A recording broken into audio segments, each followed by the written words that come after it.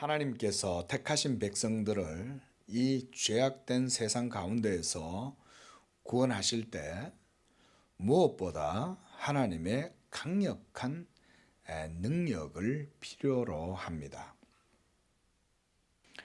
누군가를 구원한다는 것은 어떤 강력한 세력에 묶여 있는 자들을 그곳에서 해방시켜주고 자유롭게 하는 것이기 때문에 구원자는 반드시 그런 압제자보다 더 큰 능력을 갖고 있어야 구원을 할 수가 있는 것이죠. 바로 우리 죄인들을 구원하시는 하나님의 능력이 그러한 것입니다. 하나님의 구원은 인간의 그 어떤 힘으로도 스스로 할 수 없는 그런 일을 하나님의 능력으로 행하시고 이루시는 것입니다. 출애굽 사건은 죄로 말미암아 전적으로 타락하고 부패해서 이 사망이라고 하는 큰 권세 아래 매여 있는 이 인류, 마귀 아래에 종로로 타는 죄인들을 구원하시는 하나님의 능력을 예표적으로 보여주는 것이 바로 이 출애굽의 사건이다. 아담 안에서 모든 인류는 범죄해서 불의에 매인 바 되었고 죄로 말미암아 온갖 부패와 비참함 속에서 일생 동안 인생들이 슬퍼하고 불행하고 그러면서 탄식 가운데 삶을 살다가 결국은 죄 가운데에서 고통스럽게 죽음을 맞게 되지요. 이러한 불행한 운명적인 삶에서 자유로운 사람은 한 사람도 없습니다. 돈이 많으면 행복한 것 같아서 돈을 많이 모아놨더니 돈 때문에 집안이 풍지박산이 나고 자식들이 서로 싸우고 그것 때문에 죽이고 쏘기고 빼앗고 욕하고, 복권이 당첨되면 좋을 줄 알았더니 복권을 당첨됐는데 동생을 죽이고, 복권이 당첨돼 가지고 온 집이 다 파토가 나고 서로 이혼하고 나중에는 채무자가 돼 가지고 길거리 노숙자가 되는 거예요. 명예가 있고 권세를 가지고 있으면은 행복할 줄 알았더니 그런 것들도 모두 다 쓸모없는 거예요. 전직 대통령들이 줄줄이 전부 다 감옥에 가고, 대통령이 돼 가지고 오히려 국민들을 죽이고 뭐 이런 악한 짓을 범하고,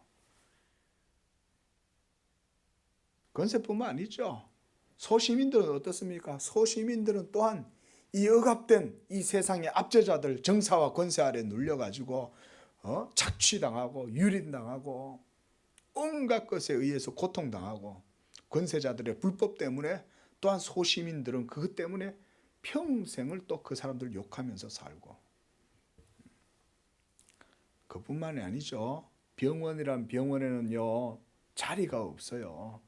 코로나가 지나가면 또 다른 전염병이 또 생길 것입니다. 지진이 일어나서 터키에서 막 했다 그러고, 또 좀 있으면 또 다른 데서 지진이 일어나고 해일이 일어나고, 온 세상에 잠시도 평할 날이 없잖아요. 그뿐만 아니죠. 개인적으로도 개인의 마음조차도 죄 때문에 모두 다 고통스러운 삶을 살잖아요. 돈을 많이 벌어서 사회의 높은 고위층이 되었어요. 돈을 막 1년에 연봉이 뭐 막 몇 억씩 돼요. 그러면 행복할 줄 알았더니 그때부터 성적으로 타락하고 마약을 하고 자기 영혼의 진정한 기쁨을 채워줄 수 있는 것을 못 찾는 거예요, 사람들이. 그러니까 그런 데 손을 대는 거예요. 성도 찾게 되고 이상한 정신적인 질환을 앓고 이러면서 온 세상의 사람들이 몸살을 앓는 거죠. 이 다 뭐 때문에 그렇습니까? 다 죄 때문입니다. 죄. 그런데 거기에서 자기의 힘으로 스스로 벗어날 수 있는 사람이 없어요. 인류 가운데. 성경은 그래서 로마서 3장 22절에 보면 모든 사람이 죄를 범하였음에 하나님의 영광에 이르지 못하더니 이렇게 말했습니다. 이것이 전 인류의 현재의 상태예요. 죄를 범해서 하나님의 영광에서 떠나서 그곳에 이루고자 하지만 하나님의 영광에 이룰 수가 없는 상태. 여러분, 죄의 가공할 능력을 우리가 실감하지 못하는 이유가 있어요. 그것은 먼저 우리가 이미 죄 가운데에서 영적으로 사망한 상태이기 때문에 이 죄의 위력이 얼마나 대단한 것인지를 알지 못한다는 것입니다. 심지어 우리는 죄를 밥 먹듯이 짓고 살면서도 내가 죄를 짓는다고 생각을 못해요. 로마서 7장에서 그래서 사도가 이렇게 말씀합니다. 내가 예수를 믿어 성령으로 거듭나기 전에는 내가 살아있다고 생각을 했다. 이제 예수를 믿고 나니 성령을 따라서 살아가려고 하니까 이제는 내가 살았던 육적 삶은 내가 살았던 삶이 아니었고 내 속에 죄가 살아서 나를 주장하고 있었더라는 것입니다. 하지만 이제 성령으로 거듭나 새 사람을 입어 하나님의 말씀을 따라서 살아가려고 하니까 내 속에 그동안 왕처럼 나를 주장하던 그 죄의 실체가 드러나게 되었다. 이제 나는 그 죄의 실체를 알게 되었어요. 이전에는 예수 믿기 전에는 내가 살았는 줄 알았더니 알고 보니까 나는 영적으로 사망의 상태에 있었고 내가 산 게 아니라 내가 죽었으니까. 그러면 누가 살았을까요? 내 안에 죄가 살아서 왕노릇 했더라는 거예요. 죄가. 이게 예수 믿기 전에 영적으로 사망한 상태의 사람, 곧 지금 이 시대에 예수 믿지 않는 모든 사람들의 삶입니다. 우리가 볼 때는 내보다 더 윤리적으로 대단하고 성실하고 온전한 것 같아도 예수를 안 믿고 영적으로 거듭나지 않으면 다 영적으로 죽어 있는 거예요. 그래서 나는 죽었고 내 속에 죄가 살아났다. 우리 로마서 7장 말씀 한번 찾아보겠습니다.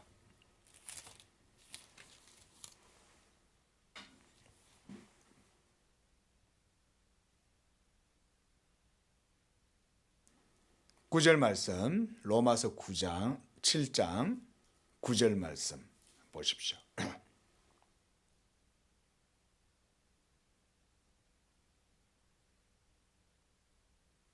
9절과 10절 우리 함께 읽어봅니다. 시작. 전에 율법을 깨닫지 못했을 때에는 내가 살았더니 계명이 이름에 죄는 살아나고 나는 죽었도다.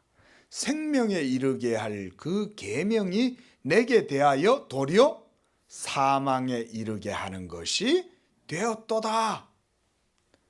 무슨 말이냐면 이 말이에요. 여러분, 하나님의 율법이 없을 때에는 내가 죄를 짓고 살고 부패하고 타락한 심령으로 살아도 내가 의로운 줄 알았어. 남을 미워하고 남을 무시하고 나를 자랑하고 교만하고 거만하고 그러면서 인생을 제멋대로 살 때는 내가 잘난 맛에 내 혼자 사는 거예요. 남을 미워해도 그게 잘못된 줄도 몰라. 남을 괴롭혀도 그게 잘못된 줄도 몰라요. 학교에서 여러분 왕따 하는 애들이 왜 아이들을 막 왕따해요? 왕따를 하면서 쾌감을 느끼는 거예요. 그 옆에 가만히 있던 애도 다른 애가 왕따 시킨다 하니까 나도 왕따 시킬래 이러면서 왕따를 하는 거예요. 그 천사 같은 아이들 같은데 아이들이 왕따를 시키면서 애한테 침을 뱉으면서 발로 짓밟으면서도 희죽희죽거리고 웃으면서도 뒤돌아서서는 양심의 가책도 하나도 못 느껴요. 여러분 아이들만 그렇다고 생각하지 마세요. 회사 내에서도 똑같아요.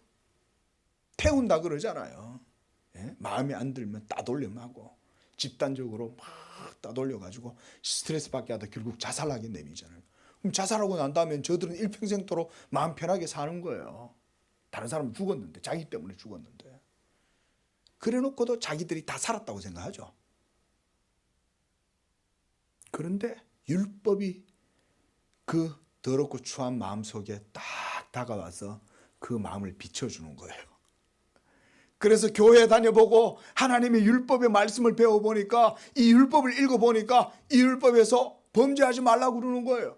남을 미워하지 말라고 그러는 거예요. 살인하지 말라고 그러는 거예요. 거짓말하지 말고 간음하지 말고 속이지 말고 하나님만 섬기라고 그러고 하나님의 말씀만 가지고 믿음 생활하라고 그러니까 이 율법의 거울이 내 마음에 싹 비치니까 거기에서 내가 보이는 게 아니라 죽은 좀비 같은 내 모습이 보이는 거예요. 좀비 같은 내 모습. 내가 살았는 줄 알았는 거예요. 율법이 오기 전에는. 내가 의롭다고 생각하는 거예요. 여러분 예수 믿으시면서 여전히 내 의가 내 속에 있으면 그 하나님 앞에 빨리빨리 내려놔야 됩니다. 예수 십자가 아래 여러분들을 부인하는 연습을 빨리빨리 할수록 여러분들의 삶에 하나님의 복이 더 빨리 임하는 거예요. 예? 예수 믿어도 자기 내려놓을 줄 모르면 믿음 안 자랍니다. 절대 안 자랍니다. 자기를 부인하는 믿음이 되시기를 바랍니다. 자기를 부인하는 데 익숙해 주셔야 돼요. 율법은 여러분이 그리스도 없이는 모두 다 불의하고 추하고 타락하고 그래서 완전히 비참한 상태에 있다는 것을 보여줘요. 율법이. 그래서 보니까 나는 내가 살았는 줄 알았더니 내가 안 살아있고 내 속에 죄가 살아있어요. 예? 그리고 나는 그냥 좀비 같은 존재였어. 영혼 없이. 예? 그래서 9절에 율법을 깨닫지 못했을 때에는 내가 살았더니 계명이 거울이 돼서 내 영혼을 비추어 주니까 죄가 살아나고 나는 죽었다. 죄가 살아나고 나는 죽었다. 내가 살았는 줄 알았더니 실상은 내가 산 게 아니고 나는 벌써 죽어 있었고 내 속에 죄의 실체가 드러나더라 이 얘기인 거예요. 그래서 10절에 생명에 이르게 할 그 율법이 내게 대하여 도리어 사망에 이르게 하는 것이 되었어요. 왜 율법이 나로 하여금 사망에 이르게 하는 게 됐을까요? 하나님의 확실한 말씀이기 때문에 우리의 영혼의 상태를 그대로 보여주니까 그래서 율법을 통해서 우리의 영적 상태를 우리가 감별해낼 수가 있는 거예요. 그래서 사도 바울이 17절에 이렇게 말해요. 7장 17절 한번 보십시오. 시작. 이제는 그것을 행하는 자가 내가 아니요 내 속에 거하는 죄니라. 여러분 우리가 예수님을 믿어도요 이 땅에서 살 때는 여러분 우리가 부패한 이 육신을 가지고 살잖아요. 그래서 우리가 항상 예수 믿음 앞에 우리가 믿음을 배워야 됩니다. 복음의 은혜 아래 우리를 낮추는 연습을 해야 돼요. 왜냐하면 성령을 쫓아서 행하지 아니하면 어느덧 우리는 육을 쫓아서 죄를 짓고 있는 거예요. 예? 악을 행하고 있는 거예요. 이것이 죄의 권세 아래 매여서 지금도 그렇게 슬프게 살아가는 우리 인생들의 실상인 것입니다. 실상. 여러분 영혼 없는 좀비처럼 그렇게 살아가면서도 자신들은 여전히 의롭고 선한 의지와 도덕적 능력을 갖고 있어서 자기의 의를 갖고 살아갈 수 있고 자유의지를 통해서 얼마든지 선을 행할 수 있다. 선을 선택할 수 있다. 이렇게 생각하는 이들이 바로 그런 생각을 갖고 있는 거예요. 죽은 자들인 거예요. 네. 왜 그들은 그렇게 생각하고 살까요? 죄의 힘이 그만큼 강한 거예요. 우리의 이성을 죄가 완전히 다 뒤덮어 가지고 전적으로 이성에 얽매여 있기 때문에 이성이 죄에 얽매여 있기 때문에 이성으로도 죄의 그 힘을 우리가 분별해 낼 수가 없는 거예요. 이렇게 죄의 힘이 얼마나 큰지 그 속에서 종살이를 하면서도 인생들은 무엇 때문에 자기의 인생이 이렇게 고단하고 괴롭고 황량하고 고독하고 슬픈 것인지를 몰라요. 그들은 영적으로 사망의 상태, 즉 죽어 있기 때문입니다. 그래서 이것을 성경은 영적인 사망의 상태다 이렇게 말하는 겁니다. 죄가 그들을 붙들고 있고, 그래서 죄 때문에 인생들이 서로 물고 먹히며 악순환의 반복 속에서 날마다 저주와 심판의 두려움 속에서 살아갑니다. 그런데도 육적인 쾌락에 빠져서 스스로 벗어나지 못합니다. 마치 어떤 것에 중독된 사람이 자신의 인생이 파멸의 상태에 이르렀을 때가 되어도 그것을 괴로워하는데도 못 벗어나죠. 도박 중독자들, 알코올 중독자들, 마약 중독자들 보세요. 자신의 상태를 거울을 쳐다보면서 결코 즐거워하진 않아요. 내가 왜 이 모양이지? 내가 왜 이 모양이지? 그래도 못 벗어나요. 그래도 못 벗어나요. 괴로운데, 벗어나고 싶은데 못 벗어나요. 그게 바로 죄에 가공할 능력입니다. 바로 그때, 바로 그럴 때 인생 스스로의 힘과 지혜와 의지로 할 수 없었던 그 일을 누군가가 나타나서 도와주어서 그의 파멸의 상태에서 구원해 주는 것입니다. 이것은 오직 하나님 외에는 하실 수가 없어요. 하나님 외에는. 그래서 하나님께서 이 구원을 나타내 보여주시려고 이렇게 구약 이스라엘 백성들로 하여금 그 당시에 이 강력한 이집트라고 하는, 이 애굽이라고 하는 이 제국의 압제에서 고통받고 있던 언약 백성들을 구원하셔서 하나님의 능력을 애굽과 바로에게, 그리고 택한 이스라엘 백성 앞에 나타내 보여주신 것입니다. 우리가 출애굽기를 이런 맥락 속에서 읽어야 되는 것입니다.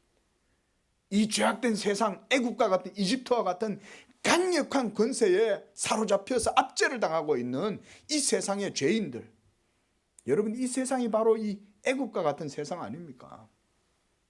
죄로 말미암아 노예 상태에 있는, 죄의 종로로 타고 사탄의 결박에 매여 가지고 사탄의 이 조롱, 사탄의 조종을 받고 그것을 벗어나지 못하고, 여러분, 얼마나 세상 속의 삶이 그렇습니까? 그렇죠? 지난한 삶 정도가 아니잖아요. 사탄이요, 양아치처럼 얼마나 악을 행하면서 괴롭힙니까? 심지어 사람을 자살로까지 몰아가잖아요. 예?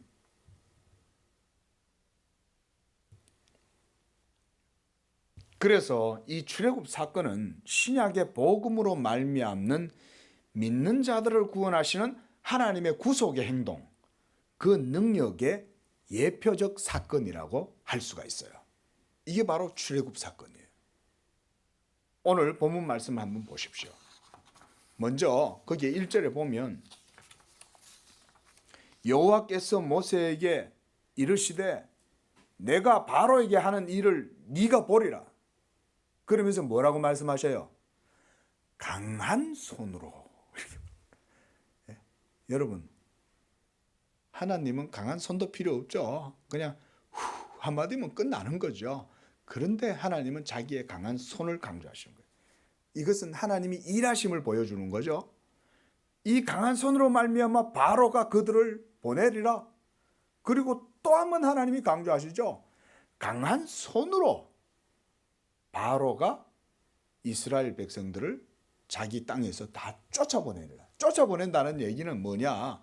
그냥 나가 이렇게 하는 게 아니라, 야, 전부 다 안 나가면 우리가 다 죽어, 빨리 나가 하면서 쫓아보낸다, 이 얘기인 거예요. 하나님이 이렇게까지 하신다는 것입니다. 그런데 하나님이 이 세상에, 죄악된 세상이 얼마나 하나님을 대적하고 하나님을 반대하고 하나님의 뜻을 거부하는지를 보여주기 위해서 애굽 왕 바로의 마음을 하나님이 강팍하게 만드시는 거예요. 전에도 말씀드렸지만 여러분, 바로의 마음을 하나님이 강팍하게 하실 때요, 하나님이 강팍하게 해서 바로의 마음이 강팍해지는 게 아닙니다. 하나님이 그냥 바로에게 은총을 베푸시지를 않는 거예요. 그래서 그냥 내버려 두는 거예요. 그래서 악한 그 상태 그대로 하나님을 대적해도 하나님이 바로를 그냥 내버려 두시는 거예요. 그거를 강팍하게 되었다라고 하는 것입니다. 그래서 하나님께서 이 자기의 능력을 드러내 보이시고 강조하시기 위해서 2절에 이렇게 말씀하세요. 하나님이 모세에게 말씀하여 이르시되 나는 여호와이니라. 이 여호와라는 이름이 이때 계시가 되는 거예요. 하나님께서 자기를 여호와라고 그러시는 거예요. 이 여호와는 특별히 하나님의 이름으로 특별히 이것은 구속하시는 언약의 하나님, 자기 백성을 구원하시는 하나님이다 라고 하는 의미가 강하게 들어있습니다. 이 여호와라는 이름은. 그래서 3절에 보면요, 이런 말씀이 있죠. 내가 아브라함과 이삭과 야곱에게 전능의 하나님으로 나타난 거예요. 여러분, 하나님의 전능하심이 고대인들한테는 얼마나 신에 대한 관념이 컸는지 모릅니다. 그렇죠? 오늘날은 많이 사람들이 이제 계몽이 되고 과학적 사고, 근대적 이성 이런 걸 가지고 있어서 신에 대한 어떤 그런 미신, 미몽 이런 데서 많이 벗어난 것은 사실이에요. 그러함에도 불구하고 여전히 사람 속에서 종교심은 제거할 수가 없죠. 그러나 여러분, 2000년, 3000년 전, 4000년 전에 이 고대에 이런 세계에 얼마나 여러분 이 신에 대한 두려움이 많았겠어요. 신이 없는 사람이 없어요. 모든 사람들은 다 신을 섬겼다고 해도 과언이 아닙니다. 그러니까 이 아브라함과 이삭과 야곱에게 하나님이 자기를 나타내시는데 그때는 하나님께서 자기의 이름을 아직은 드러내시지 않는 거예요. 그저 전능하신 하나님으로 엘샤다이, 엘로힘, 엘 이런 이름으로 하나님이 자기를 나타내 보이신 거죠. 그래서 나의 이름을 여호와로는 그들에게 알리지 않았다. 이렇게 말씀을 하고 있습니다. 자, 여러분, 신약의 성도들을 하나님께서 구원하실 때 하나님은 복음의 강력한 힘으로 하시는데 여기서 우리는 주께서 이루신 구원이 얼마나 크신 하나님의 능력을 드러내는지를 생각을 해볼 수가 있어요. 구약시대 때는 하나님께서 막 10가지 재앙을 내리고 뭐 이렇게 기적을 행하시니까 외적으로 눈에 보이잖아요. 그러니까 사람이 할 수 없는 일들을 하나님이 막 하시니까 그것으로 인해 가지고 막 하나님의 영광이 드러난다, 능력이 드러난다 이렇게 볼 수 있는데, 그러나 신약의 시대에는 그러면 하나님께서 어떻게 자기의 능력을 드러내시는가 우리가 좀 생각을 해볼 필요가 있다는 것입니다. 사도 바울은 이 고린도후서 13장 4절에서 그리스도께서 약하심으로 십자가에 못 박히셨으나 오직 하나님의 능력으로 살아 계시니 우리도 그 안에서 약하나 너희에 대하여 하나님의 능력으로 그와 함께 살리라. 이렇게 말씀해요. 우리의 싸우는 무기는 육체에 속한 것이 아닙니다. 그리고 어떠한 견고한 진도 무너뜨리는 하나님의 능력이라 사도가 이렇게 말합니다.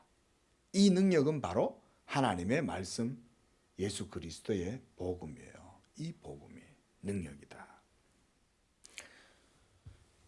그렇다면 예수 그리스도의 복음이 어찌해서 그렇게 큰 하나님의 능력이 되는가 우리가 생각해 봐야 한다는 것이죠.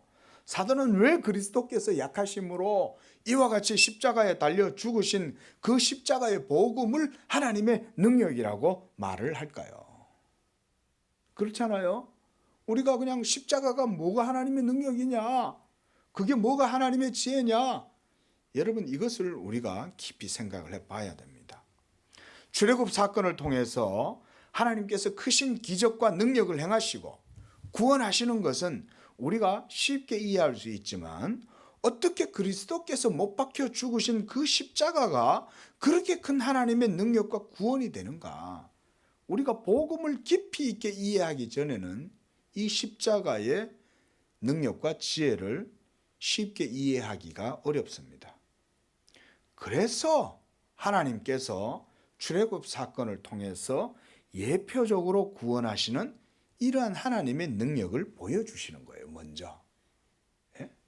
먼저 예표적으로 보여주는 거예요. 1절에서 이렇게 하나님께서 모세에게 내가 바로에게 하는 일을 네가 볼 것이다 라고 말씀해요. 하나님의 강한 손으로 그 백성들을 구원해 내실 것이다. 그렇죠? 여러분, 거대한 제국 애굽 왕 바로를 누가 이겨요? 누가 그를 거꾸러뜨려서 이스라엘 백성들로 하여금 거기서 벗어날 수 있게 하겠어요? 그것은 하나님의 강력한 손 이외에는 할 수가 없잖아요. 하나님은 그건 아시기 때문에 이 말씀을 하시는 거예요. 내가 이제 봐라, 강력한 손으로 너희들을 이끌어낼 것이다. 내가 어떻게 능력을 행하는지 한번 잘 봐. 그렇게 하시는 거예요. 그러면 신약의 성도들인 여러분들에게는 하나님이 이와 같이 열재앙을 내리셔서 구원하실까? 지금은 더 이상 그런 방식으로 하시지 않는다는 거죠. 예수 십자가의 방식으로 이 일을 행하신다는 것입니다. 복음에는 하나님의 의가 나타난다고 이 사도 바울이 말할 때 이 복음을 통해서 하나님의 영광이 나타난다는 말과 여러분 같은 의미입니다. 이 로마서 1장 17절 말씀이 그거잖아요. 복음에는 하나님의 의가 나타난다. 그러므로 그 예수 십자가의 복음은 하나님의 영광을 드러낸다, 이 말과 같은 말이에요. 하나님이 행하시는 모든 일은 하나님의 의로우심으로 말미암는 행동이기 때문에 거기에는 하나님의 영광이 반드시 나타나게 됩니다. 지금 출애굽의 사건도 그와 같다고 하나님께서 말씀하고 있어요. 그래서 하나님은 모세에게 하나님의 이름을 언급하고 있는 거예요. 여러분, 하나님의 이름은 하나님 자신의 명예가 거기에 다 달려 있잖아요. 나는 여호와라. I am who I am. 나는 내다. 나 외에는 나와 비교할 자가 없다. 이전에도 없었고 이후에도 없고 오직 나 외에는 하나님이 없다. 그 하나님이 자기의 이름을 놓고 이렇게 얘기할 때 이 출애굽 사건이 얼마나 큰 의미가 있는가 우리가 생각을 해볼 수가 있습니다. 그래서 이렇게 말씀하시는 거예요. 모세야, 내가 행하는 구원의 능력을 네가 볼 것이다. 바로가 나의 강한 손으로 인해 너희들을 그 땅에서 놓아 보내줄 것이다. 그렇게 행하는 이가 바로 나 여호와야. 내가 바로 여호와야. 나 외에는 다른 신이 없어. 라고 그렇게 말씀하시는 거예요.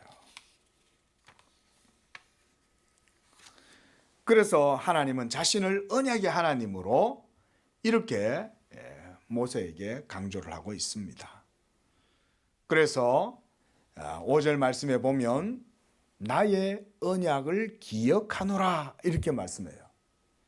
하나님께서 이제 이 백성들을 구원하시는 이유는 하나님의 언약을 따라서 그 백성들을 구원해 내신다는 것입니다.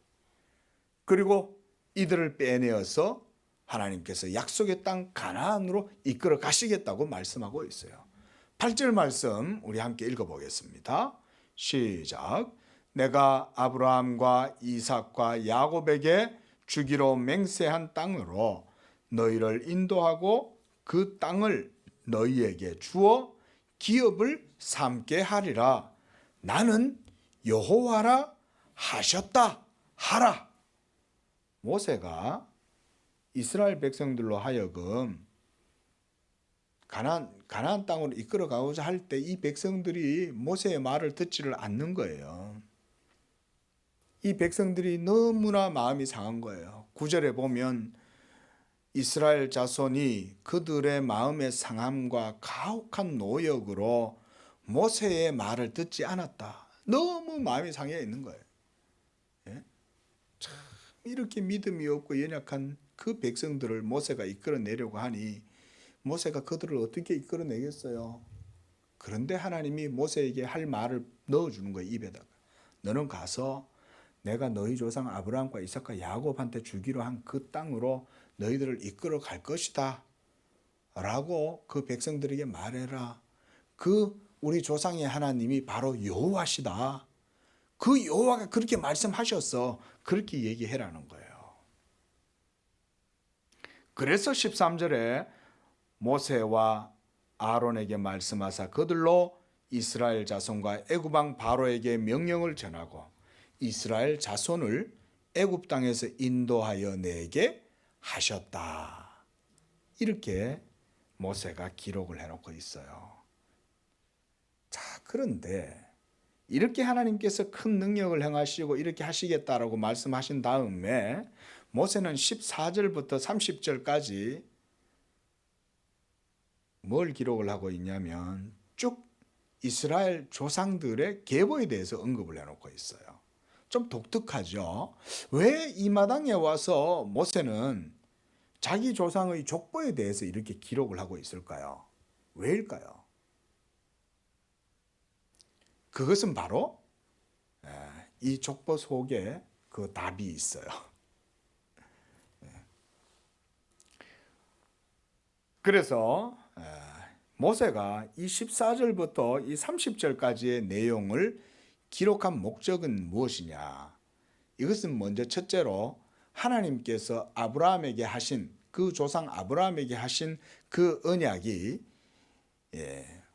온전하게 다 이루어졌다는 것을 이렇게 입증을 하려고 모세가 먼저 이것을 기록하는 겁니다.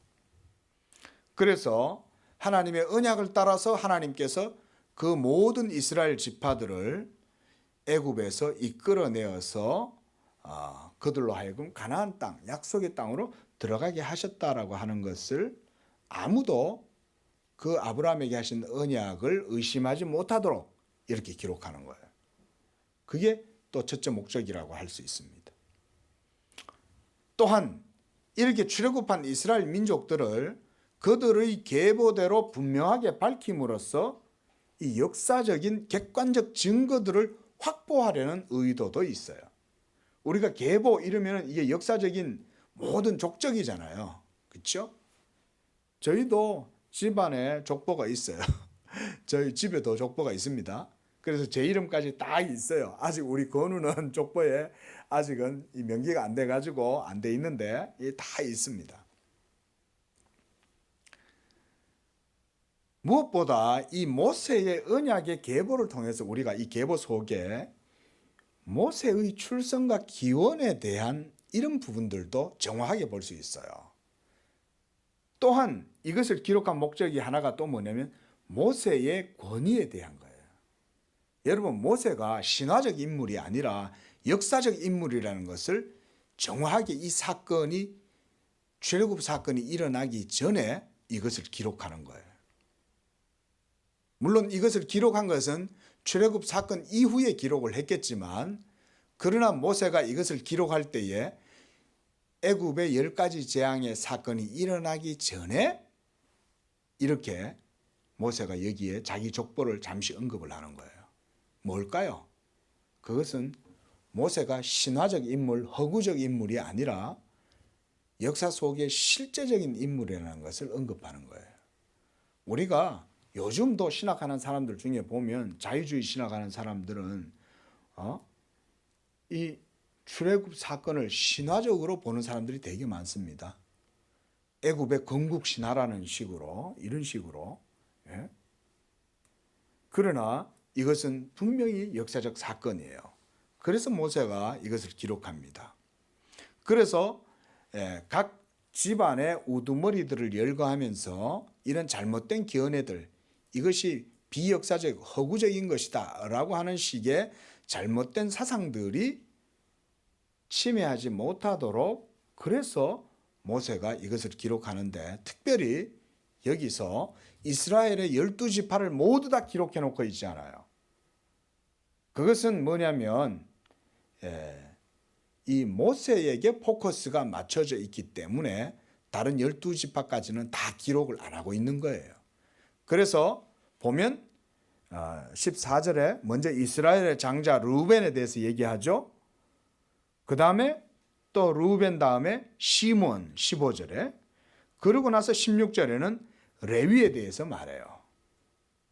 그러면서 이 레위 지파에 대해서 여기서부터 자세하게 기록을 해놓고 있습니다. 모세는 레위 지파죠. 모세가 자 이렇게 함으로써 출애굽한 이스라엘 민족이 400년 동안 그 민족의 정체성이 사라졌을 뻔한데도 모세는 그것을 방지하고자 했던 거예요. 여러분 400년이라는 시간이 엄청 길잖아요. 그렇죠? 예? 우리가 조선 500년 이렇게 말하지 않습니까? 예? 그만큼 한 나라의 역사가 400년이라고 하는 것은 엄청나게 큰 역사예요. 긴 역사인 거예요.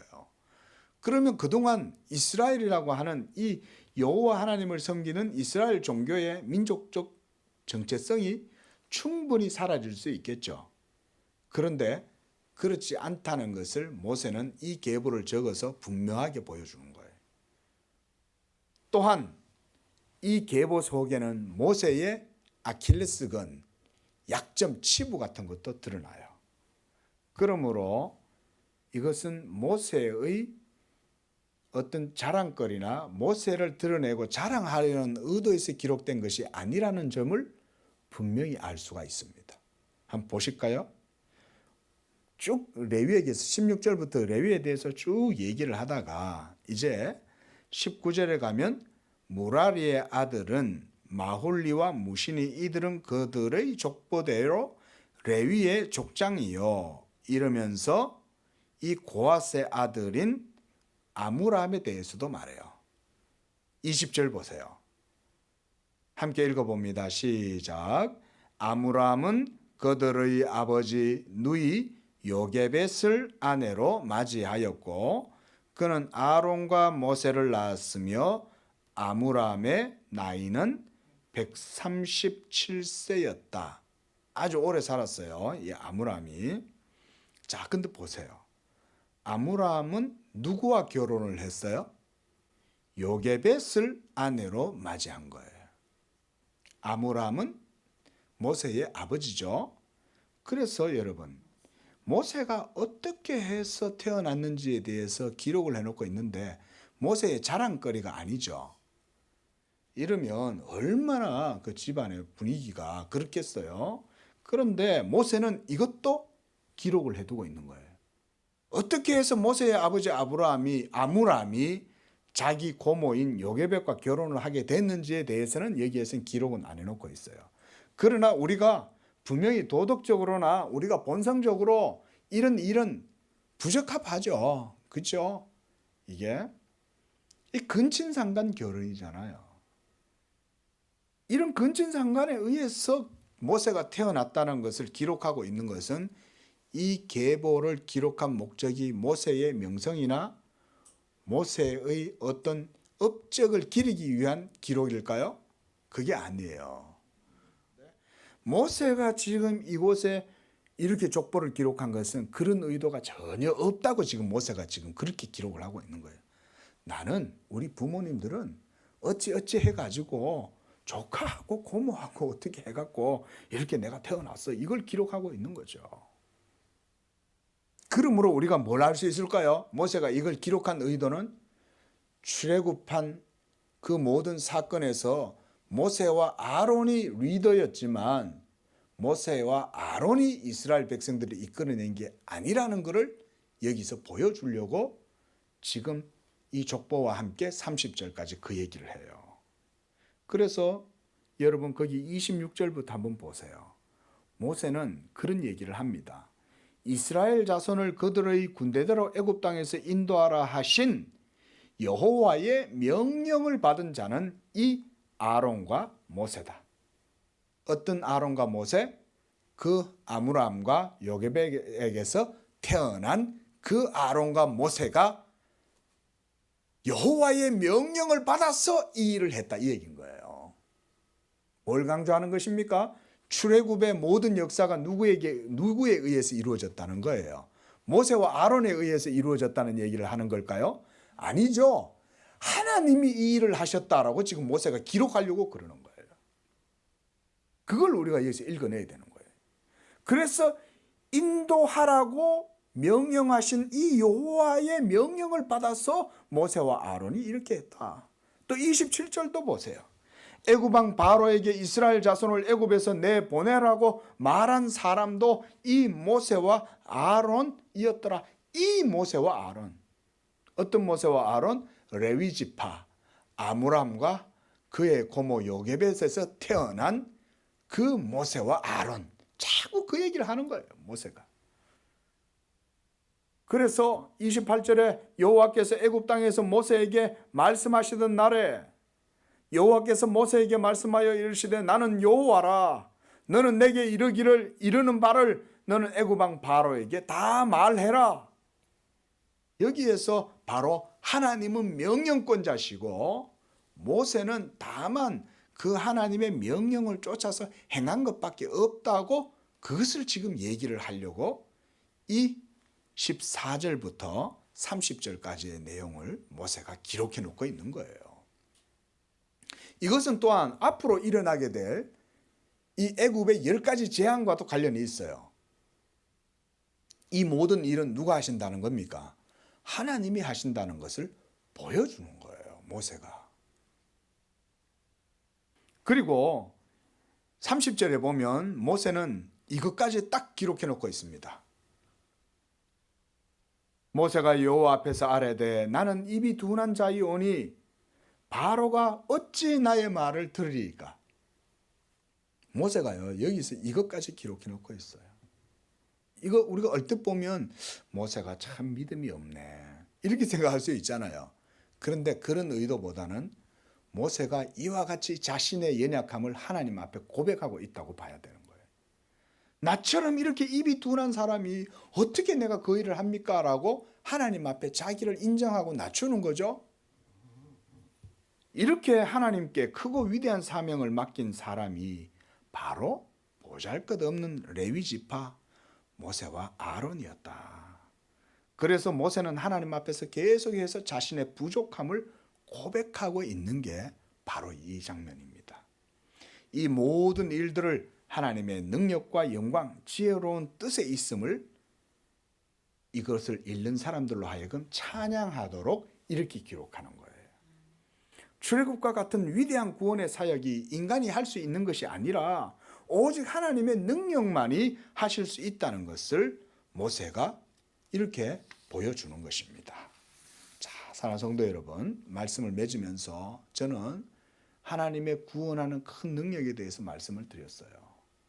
이스라엘 백성들에게는 기적과 표적을 통해서 이렇게 하나님께서 직접 눈으로 보여주셨지만 오늘날 하나님께서 이루시는 구원은 더 이상 그런 능력으로 그런 방법으로 하시지 않아요.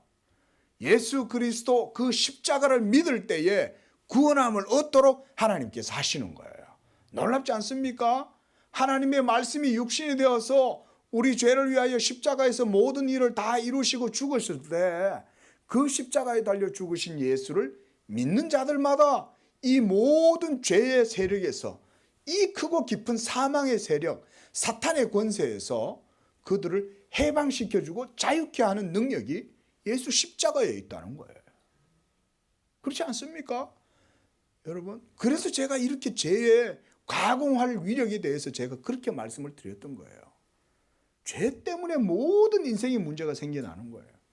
거기서 스스로 인생 스스로가 그 죄를 이길 수 있는 사람 한 사람도 없습니다.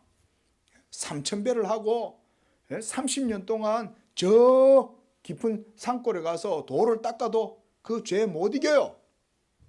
그냥 죄 가운데 살다가 죽는 거예요. 그냥 성철이란 승려처럼 죽을 때 되면 나는 이제 지옥으로 간다 그러면서 죽는 거예요. 그런 사람이 진짜 돌을 닦은 사람입니다. 여러분, 성철이란 승려는 진짜 대단한 사람인 거예요. 이 목사가 봤을 때. 왜냐? 도의 경지에 진짜 이르는 사람은요, 자기가 지옥 간다는 걸 고백할 수 있는 사람이 그 사람이 진짜 도 닦은 사람이에요. 이거는 목사의 입장에서 분명히 그런 말씀드릴 수 있어요. 여러분, 철학으로는 진정한 자유와 생명과 의에 도달할 수 없습니다. 철학으로 평생을 갖다가 돌을 닦다가 불교 철학하다가 죽을 때 돼 갖고는 이제 죽는데 내가 평생 닦아놓은 내 모든 도와 기량이 아무것도 쓸모가 없고 이제는 내가 갈 곳은 저 지옥의 업보를 내가 이제는 짊어지고 거기로 가는 거 외에는 없구나. 그래서 제가 볼 땐 성철이란 분이 대단하다는 거예요. 물론 그가 여러분 참 하나님의 은총을 받지 못하고 예수를 안 믿은 것은 참 정말 슬픈 일이지만, 그러나 하나님의 구원은요 하나님의 택하신 백성들에게 이렇게 주어지는 것입니다. 사람의 능력이 많을수록 하나님은 오히려 역사하시지 않아요. 도리어 연약하고 부족하고 없고 모자라고 못 배우고 이런 연약한 자들을 통해서 하나님이 자기의 구원을 나타내시는 거예요. 기도하겠습니다.